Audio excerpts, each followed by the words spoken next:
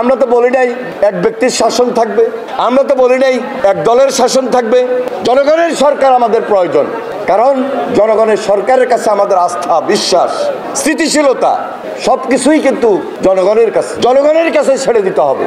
তারপরেও আমরা বলেছি নির্বাচন হবে, সেই নির্বাচনে যেই আসুক আমরা আশা করতে পারি দায়িত্বশীল দল হিসাবে, জনগণের দল হিসাবে, অভিজ্ঞতা সম্পন্ন দল হিসাবে, গণমানুষের দল হিসাবে বাংলাদেশ জাতীয়তাবাদী দল এই দেশের নেতৃত্ব ভবিষ্যতে দিতে পারে ইনশাল্লাহ।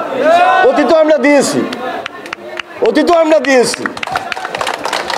আমরা তো এই কথা বলি নাই যে আমরা এককভাবে দেশ চালাবো, আমরা তো বলি নাই এক ব্যক্তির শাসন থাকবে, আমরা তো বলি নাই এক দলের শাসন থাকবে।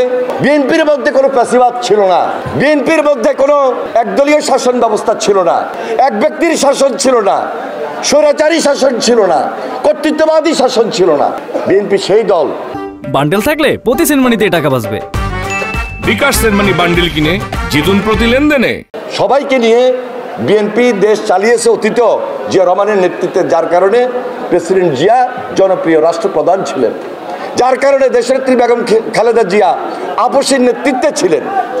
আগামী দিনেও আমরা মনে করছি তারেক রহমান যে প্রস্তাবনা দিয়েছেন 31 দফা, সে 31 দফার মধ্যে জনগণের কথা আছে, দেশের কথা আছে, সকল দলের কথা আছে, ফ্যাসিবাদের বিরুদ্ধে কথা আছে, দেশ গড়ার কথা আছে। তাই আসুন, এখনো সময় আছে, আমরা সবাই ঐক্যবদ্ধ থাকি, দেশটাকে গড়ি। মানুষ এখন আর বারবার মিছিল করবে, মিটিং করবে, এটা মানুষ পছন্দ করে না। মানুষ আন্দোলন করতে করতে মানুষ টায়ার্ড হয়ে পড়েছে, মানুষ এখন দেশ গড়তে চায়, মানুষ এখন দেশের কথা চিন্তা করে। আর আমরা বিএনপি গণতন্ত্রে বিশ্বাসী বলেই নিজের দলের ভিতরে আজকে কাউন্সিলের ব্যবস্থা করেছি। ওয়ার্ড পর্যায়ে, ওয়ার্ড থেকে ইউনিয়ন, ইউনিয়ন থেকে থানা, থানা থেকে জেলা, প্রত্যেকটা জায়গায় কাউন্সিলের মধ্য দিয়ে আমাদের নেতা নির্বাচিত হবে ভোটের মাধ্যমে। আপনিই আপনার নেতা নির্বাচিত করবেন।